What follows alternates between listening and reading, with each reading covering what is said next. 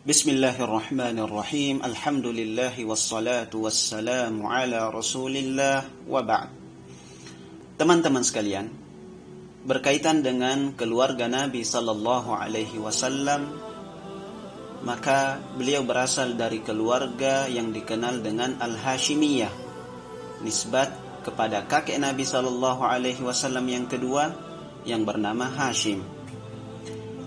Dan Hashim memiliki posisi yang mulia di zaman itu. Beliau mewarisi kedudukan Qusay yang memberi makan dan minum bagi tamu-tamu Allah yang datang ke kota Mekah. Kemudian keduanya mewarisi saudara mereka yang bernama Al-Muttalib. Dan dari Al-Muttalib mewarisi anak-anak Hashim yang lain sampai cahaya Islam itu terbit di kota Mekah.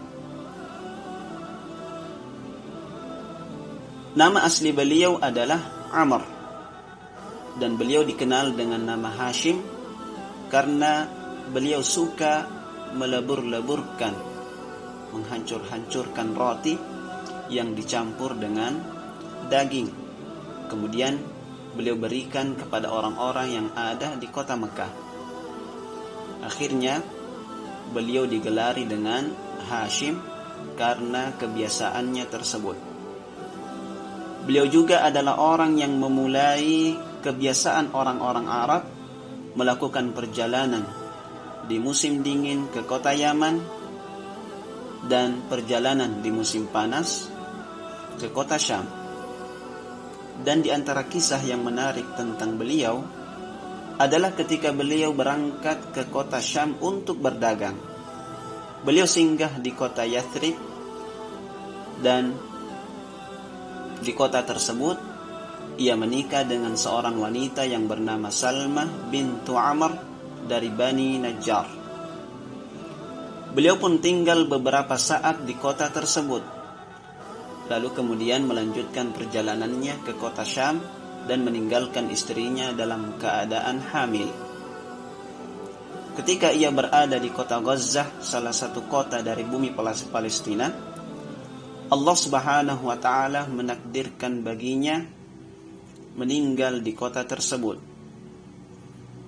Dan hari berganti hari, tibalah saatnya istri beliau yang ada di Madinah melahirkan seorang anak, kemudian diberi nama dengan Syaibah. Dan Syaibah dalam bahasa Arab artinya rambut putih.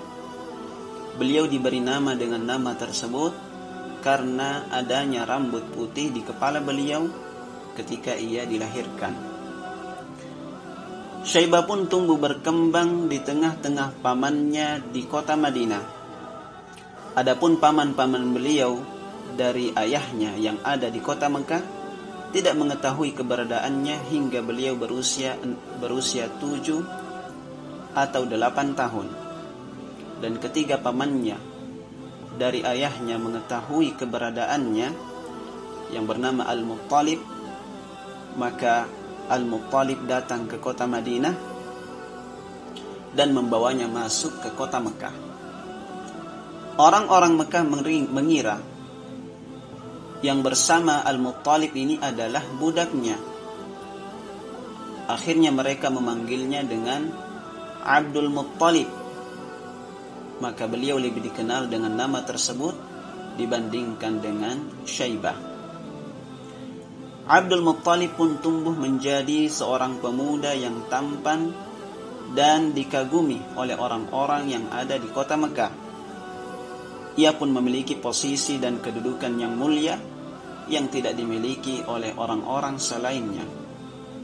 Ia adalah pemuka suku Quraisy. Ia adalah orang yang mulia, orang yang didengarkan, dan orang yang sangat dermawan. Begitu dermawannya Abdul Muttalib hingga beliau digelari dengan Al-Fayyad, sesuatu yang melimpah berlimpah.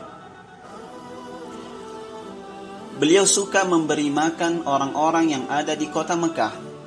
Bahkan hewan buas dan burung-burung yang ada di kota Mekah juga merasakan kedermawanan dari Abdul Muttalib. beliau mendapatkan kemuliaan untuk menggali sumur Zam-Zam yang sebelumnya hilang disebabkan oleh Jurhum ketika ia melakukan kezaliman di kota Mekah. Dan ia mendapatkan perintah menggali sumur Zam-Zam lewat mimpi yang ia lihat. Di zaman Abdul Muttalib juga terjadi peristiwa pasukan gajah, yaitu pasukan Abraha al-Ashram dari kota Yaman bersama dengan 60.000 pasukan. Tujuan mereka adalah untuk menghancurkan Ka'bah. Ketika mereka sampai di sebuah lembah yang bernama Muhassir yang terletak antara Muzdalifah dan Mina, mereka pun bersiap-siap untuk menghancurkan Ka'bah. Tetapi Allah Subhanahu wa ta'ala mengirim burung ababil yang melempari mereka dengan batu yang menyala-nyala, yang menjadikan mereka seperti dedaunan yang dimakan ulat. Dan itu disebutkan oleh Allah Subhanahu wa ta'ala di dalam Al-Quran. Dan itu terjadi 2 bulan sebelum kelahiran Nabi kita sallallahu alaihi wasallam. Makanya Nabi kita sallallahu alaihi wasallam lahir dikenal dengan tahun gajah. Wa sallallahu ala nabiyyina Muhammadin wa ala alihi wa sahbihi wasallam.